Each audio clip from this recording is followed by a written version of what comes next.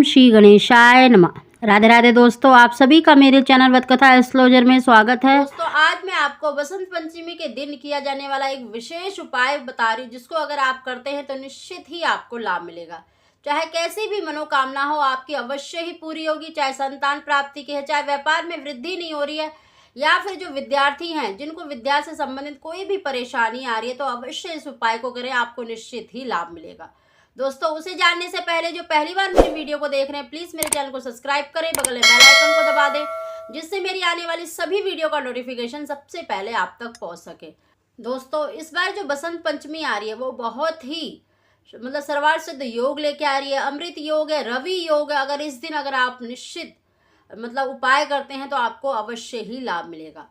दोस्तों आपको माँ सरस्वती का पूजन अवश्य करना है, और माँ सरस्वती के पूजन में पीले फूल, पीले फल और पीली वस्तु का भोग अवश्य ही लगाना है। अगर हो सके तो आप पीले या सफ़ेद वस्त्र उस दिन अवश्य ही धारण करें, तो निश्चित ही आपकी जो भी मनोकामना है वो अवश्य ही पूरी होगी। दोस्तों माँ सरस्वती को पीला चंदन या सफ़ेद चंदन अवश्य लगाएं, और साथ में जो गुलाल होता है वो भी माँ सरस्वती को अति प्रिय है, तो आप उनके चरणों में अवश्य जो गुलाल आता है उसको अवश्य अर्पित करें।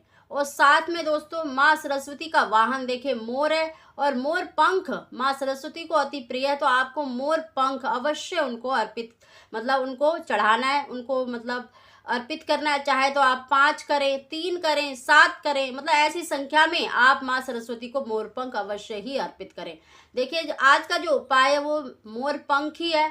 देखिए जो भी विद्यार्थी हैं जिनको भी पढ़ाई से संबंधित या जिनका बुद्ध कमजोर है, पढ़ाई में जिनका मन नहीं लगता, वो माँ सरस्वती को एक मोर पंख अवश्य अर्पित करें, और साथ में 5 हरे फल माँ सरस्वती को अर्पित करने, और 11 फल किस विद्यार्थियों में या गरीबों में अवश्य दान करें, तो निश्चित ही उनको लाभ मिलेगा।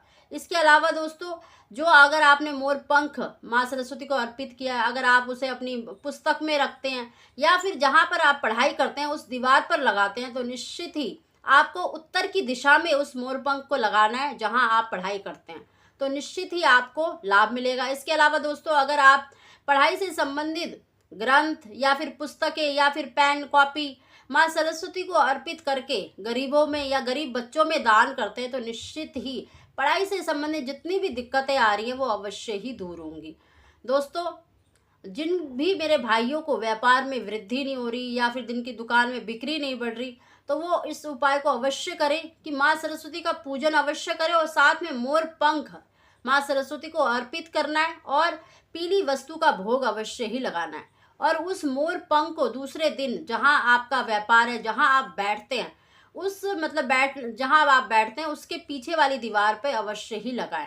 मोर पंख देखिए बहुत ही पवित्र माना जाता है, और जहाँ पर ये जिस दीवार पर या जहाँ पर इसको रखा जाता है वहाँ पर अवश्य ही बरकत होती है, तो इस उपाय को अवश्य करें।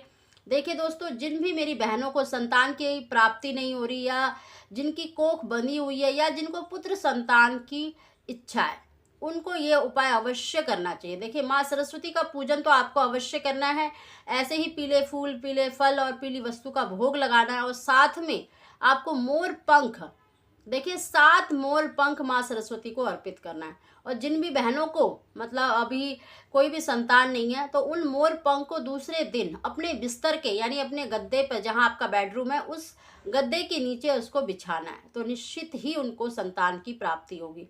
देखिए जिनको भी पुत्र संतान की इच्छा है, उसे जो जटा वाला नारियल आता है उसको माँ सरस्वती को अवश्य अर्पित करना है।